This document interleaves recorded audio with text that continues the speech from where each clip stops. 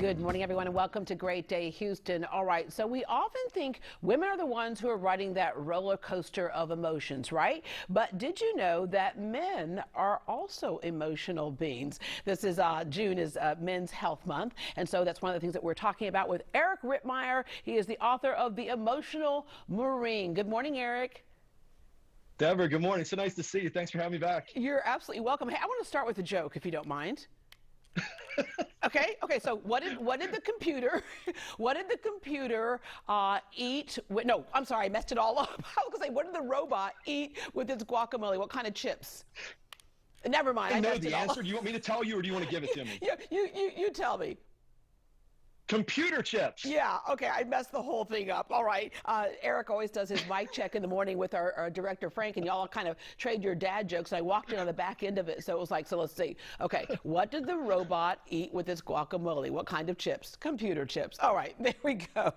There you go. You got it. Next time I'm expecting a full one from you. Yeah, next time you expect me to get it right. Okay, so I mentioned earlier that, we oftentimes think that women are the ones who are emotional, right? And yes, we are, but guess what? Men are too. The problem is society teaches them not to be. Major problem, Deborah. We are emotional creatures. We're hardwired to feel first and think later. We can't suppress the emotion. We can't hold it in. Boys, unfortunately, are raised and they're told that you can't express the emotion. It's a sign of weakness. You can't tell people how you feel. Stuff it away, bury it, deal with it, suck it up, buttercup. It's doing extreme harm to our boys. We have to get much better at educating them on their feelings. Yeah, don't cry, don't let it out. And unfortunately, what happens is those feelings sometimes come out sideways, right? Because one thing that we are okay with is when a boy comes out and acts out in a more violent way or an angry way, we go, oh, that's just testosterone, that's just a boy. And here's the problem, Deborah. If you look at statistics, right, 78% of suicides are males. 80% of fatal heroin overdoses are males. 98% of mass shooters are males. Why is that? And when I do my television, when I do my media on this topic and I talk about and I throw out those statistics, the first thing I hear is, well, I'm not surprised to hear that. Well, we should be surprised to hear that. There's a reason why this is happening. We have to let boys understand that 100% of their feelings are okay. Every single thing they feel, it's okay. It's how they respond to those feelings that's important. We have to teach them the skills. Yeah, so allow themselves to feel without guilt. Absolutely. Or without a sign of weakness, or without being afraid that someone's going to view them as being a little baby.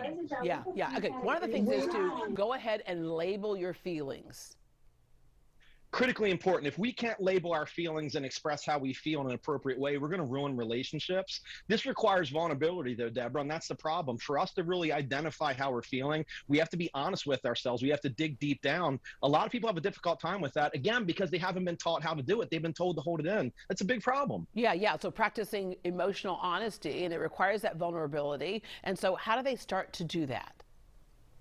Well, it starts with us as adults, and this is the problem because it's kind of like the blind leading the blind. We expect adults to teach kids how to express their feelings when a lot of adults haven't even been taught how to do this, right? We've been pushed through school, memorize, regurgitate. Those feelings that you have, turn them off. Just set them aside. You're at work now. Just stop feeling the way you feel. It's impossible. You can't hold these things in. So we're asking adults to teach our kids something they don't fully understand. It's a big mess right now, but I'm on a mission to solve this problem, to get to the kids, to teach them that it's okay to feel how you feel. Let's give you healthy ways to express it. Yeah. Expand your emotional vocabulary. I call this a feelings vocabulary. We have to give, not just boys, everybody in general, kids as well, and even adults. We have to get very good at saying, okay, this is how I feel, not angry, I'm mad, I'm this. Let's find a way. I call this a feelings vocabulary. So when we get in what I refer to as these emotional tornadoes where everything's going a million miles a minute, we're able to properly identify it and articulate it in a way that tells people how we feel without being mean, without being angry, without wrecking the relationships. Yeah, you have kind of a mental boot camp that people can access. I sure do, Deborah. Thank you. I just launched it actually last week. Yeah, they can register. It's a 12-week program, Mental Toughness Secrets of the World-Class Thinkers, the How to Get Anything You Want in Life. My website's best for that. It's mtspeaker.com. Thank you so much for that, Deborah. I appreciate it. All right. And Eric, with your book, The Emotional Marine, there is that word again, The Emotional Marine. What can people get from that?